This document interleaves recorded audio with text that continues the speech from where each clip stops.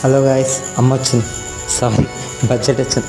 అదే bro, union budget అంటే nothing but అది ఒక డాక్యుమెంట్ బ్రో. దాని లోపల గవర్నమెంట్ ఎక్స్పెన్సెస్ ఇంకా ఇన్కమ్స్ ఉంటుంది బ్రో. నథింగ్ బట్ మన ఫోన్పే, యూపీఐ ట్రాన్సాక్షన్ హిస్టరీ లెక్క. అది డిసైడ్ చేసేది ఫైనాన్స్ మినిస్టర్ బ్రో. అది ఎవరంటే మన ఫైనాన్స్ మినిస్టర్ నిర్మలా సీతారామన్ గారు. వారు పిఎంతో డిస్కస్ చేసి మన ఇన్కమ్ ట్యాక్స్ అలానే మన గవర్నమెంట్ బడ్జెట్ని దేని మీద యూజ్ చేయాలో ఒక ఫైనాన్షియల్ ఇయర్కి అది డిసైడ్ చేస్తారు బ్రో. అది యూనియన్ బడ్జెట్లో చెప్తారు బ్రో.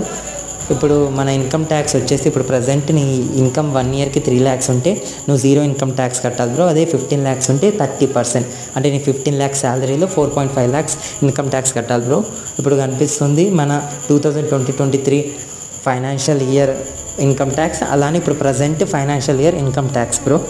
ఇప్పుడు మన గవర్నమెంట్ బడ్జెట్ డిఫరెంట్గా డివైడ్ చేసింది బ్రో మినిస్ట్రీస్కి. ఇప్పుడు ఎగ్జాంపుల్ మినిస్ట్రీ ఆఫ్